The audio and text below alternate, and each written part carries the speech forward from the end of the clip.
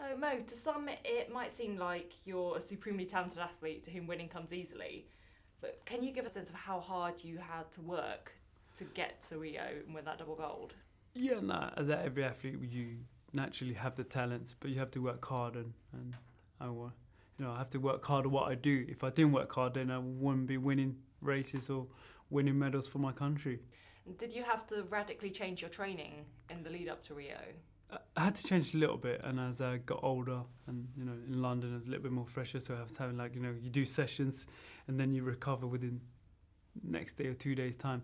In Rio, it was leading up to it, it's like I was doing a session, I was finding it a little bit harder to recover, so I had to take another extra day, and I talk about a lot of stuff. It talks about in the documentary how why is he overdoing it? What is he doing? And Yeah. it touches.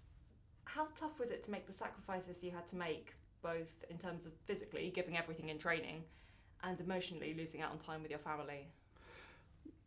As an athlete, you have to make that decision. And same reason I made that decision to move to the other side of the world, to improve 1 or 2%, to win medals.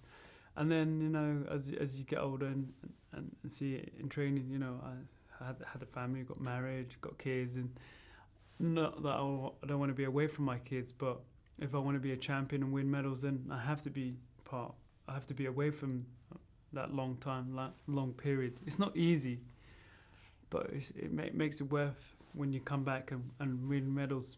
Of course. And do your kids, now the twins are starting to grow up, do they really understand sort of the big reason of why dad's away so much?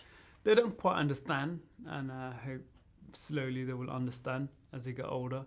My oldest daughter, Rihanna, understands, and she kind of half understands. She knows what I have to do to win, and she's like, "Well, Dad, are you going to stop now?" I'm like, "No." Were there dark moments leading up to Rio, such as when you had a really tough training session or when races didn't go as you want? Did you have any moments when you thought you might not be able to take gold? Yeah, for sure. There was as we go back in the documentary, and I think is one of the leading up to it is in May, and I've done a training camp and things were going well, and then I did the race and I ran all right in the race, but I didn't do as well as I wanted, and I felt tired, and it's like, and there was little questions. Alberto was talking, I was talking to my wife, and there was a lot of stuff. Is he all right? Is he going to do it? Is he going to carry on? If he carries on like this, he's not going to pull off in Rio.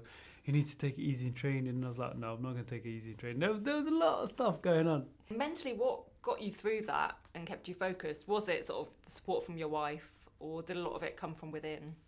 A lot of it came from the experience I had in the past, and I've won, in London 2012 and leading up. So I knew what it take, but at the same time, it's just being happy, chill, and being surrounded with around the right people. What made you more proud after winning at Rio? Was it hanging the gold medals around your neck, or seeing the smiles on your family's faces? Seeing the smiles in my family's faces, that's the moment you enjoy, because family means everything to me. In the footage of you on the final stretch of races, the emotion on your face is incredibly vivid. What goes through your mind as you're heading towards the finish line in first place? There's a lot of stuff going through your mind as you go to the home straights, everything. In the past, I have so many people, many races that you come across close to the line, you get beat, and mainly for me was Rio. I was like, head down, focus, and just push, and don't look back till you actually cross the line. I've seen in some of the footage in the documentary, you're looking over your shoulder, people catching up. Do you find that slows you down, taking that look back? Or? When you look back, it does slow you down. It also distracts you from the race. So it's important that you stay firm, head up, and look forward. That's what my coach once told me. Look forward, never look back. Sure. In terms of what's coming up next, obviously 2016 was an incredible year for you. We've got the World Champs next year in London. What's coming up next? 2017 is my last track race, and that's my main goal. And then leading up to it, I'll just probably do a few races, maybe do one in January, and then maybe a few in February and March. But my main one is the World Champs in London 2012. Nice. And do you think that's going to be your wrapping up? What are you planning after that? That would be my last track race, and I'd like to hang my spice up and say, look, I'm done. Yeah. And that track, I think it'd be nice to be able to race that track one more time and call it a day, and then like to be able to move towards the marathon and learn about the marathon and understands what it takes to win a major marathon, or run a decent time. Because you did incredibly well when you took on London a Yeah. couple of years ago. Yeah. I mean, as an outsider, it's an amazing time. Would you be looking to compete, or would you rather just do it for the joy of it? I'd rather compete. I want to learn about it. I want to see what it takes. And when I did my first marathon, I ran 2:08, and I struggled, to be honest with you.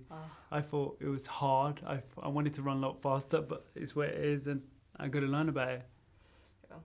And in the documentary, it shows you using all sorts of unusual devices, sort of underwater treadmills and cryo chambers and more. What's the weirdest thing you've tried in the name of post-running recovery? Underwater treadmill, that was always the first time I ever tried it. Was like, oh my God, that's hard. It wasn't, because you basically, underwater treadmills take the pressure off your legs, but at the same time make it harder for you. And it blows, the jet's coming out, it's blowing water and it's pushing your chest out, and it's pushing you backwards, and it's like it's on the treadmill and you're fighting along, and that's hard. Yeah.